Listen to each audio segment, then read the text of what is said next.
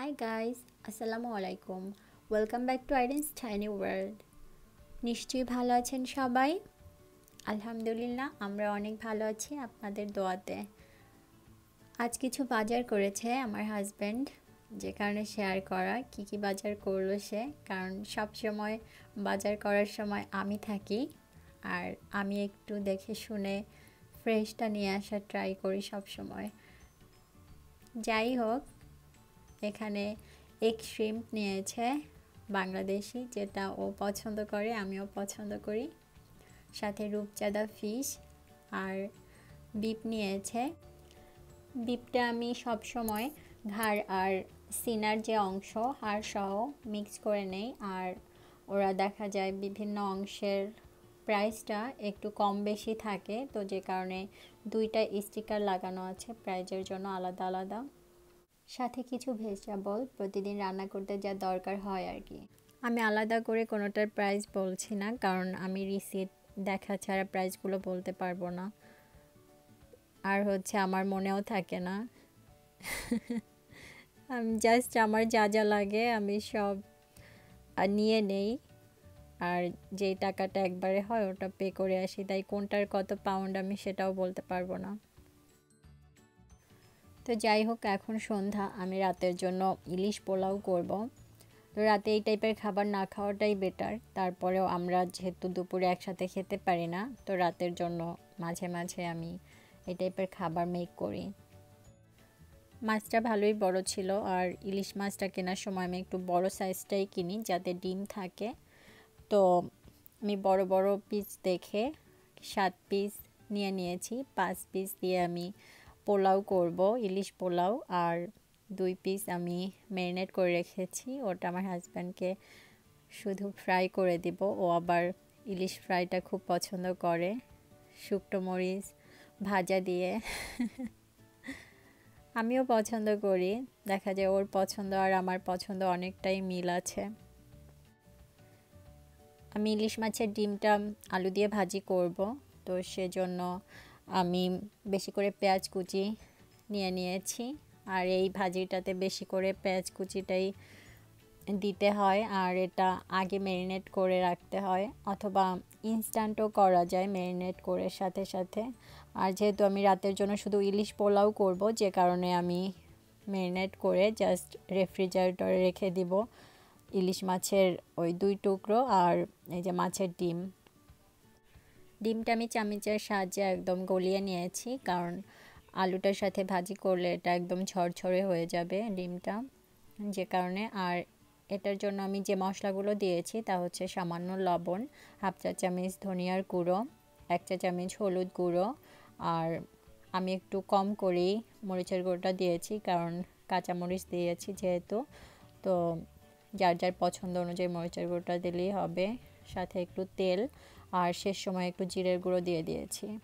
এখানে আমি মাছটা আগে রান্না করে নিব, সেজন্য আমি 1.5 টেবিল চামচ তেল আর সাথে 1 টেবিল চামচ ঘি ব্যবহার করেছি। আপনারা চাইলে শুধু ঘি অথবা শুধু তেল দিয়েও রান্নাটা করতে পারেন।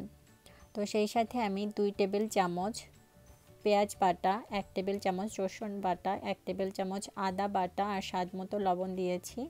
আর সেই সাথে আমি এখানে 4 টেবিল চামচ টক দইয়ের সাথে 1 চা চামচ চিনি অ্যাড করে জাস্ট ফেটিয়ে নিয়েছিলাম, সেটা দিয়ে মশলাটা ভালোভাবে কষিয়ে নিয়েছি।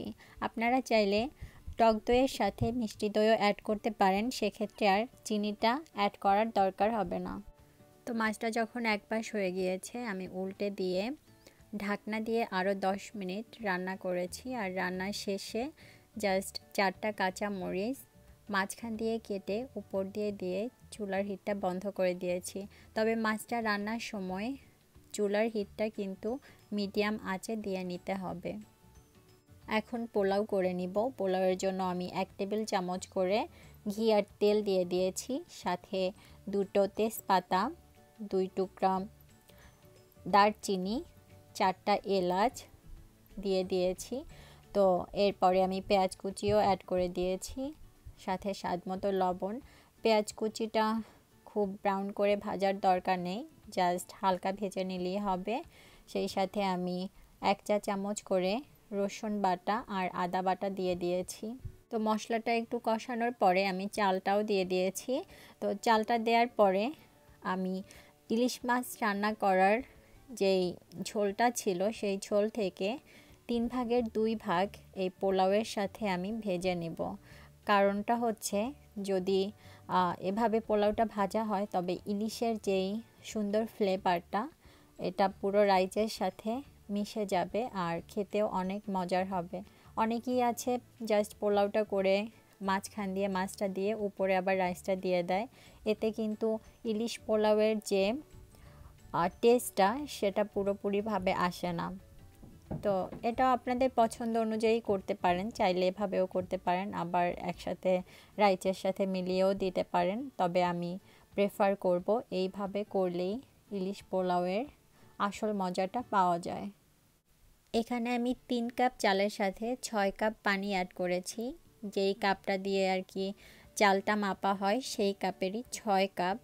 তো যাই হোক, এটাও সবাই জানেন যে দ্বিগুণ পানিটাই দিতে হয়, তাতে পোলাওটা অনেক ঝরঝরা হয়। আর আমি দুধ দেইনি, কারণ পোলাওয়ের সাথে আমি দুধ কখনোই দেই না। প্লেন পোলাও করার সময়ও না, অথবা এমনিতে যে মশলা দিয়ে পোলাও করি তখনও না, কিংবা এই টাইপের ইলিশ পোলাও করার সময়ও দেই না। আপনারা যারা পছন্দ করেন তারা দিতে পারেন। আর লবণের ক্ষেত্রে অবশ্যই মাছের যতটুকু লবণ প্রয়োজন ঠিক ততটুকু দিলেই হবে। আর পোলাও করার জন্য ঠিক যতটুকু লবণ প্রয়োজন ততটুকু দিলেই কিন্তু একদম পারফেক্ট লবণটা আসবে। এছাড়া কিন্তু দেখা যায় লবণ বেশি কম হয়ে যায়। আর পানিটা অ্যাড করার পরে কিন্তু আমি কয়েকটা আলু বোখারা দিয়ে দিয়েছি, কারণ আলু বোখারা দিলে আমার ভালো লাগে। তো কারো বাসায় থাকলে দিতে পারেন, অথবা না থাকলে না দিতে পারেন, ইটস আপ টু ইউ। যদি পছন্দ করেন অবশ্যই দিবেন। তো আমি মাঝখান দিয়ে রাইসটা একটু সরিয়ে সরিয়ে দিয়ে মাঝখানে আর কি জায়গা করে নিয়েছি মাছগুলো বসানোর জন্য। তো মাছগুলো ভালোভাবে বসিয়ে দিতে হবে, আর মাছগুলো দেওয়ার সময় অবশ্যই একটু সাবধানে দিতে হবে যাতে ভেঙে না যায়।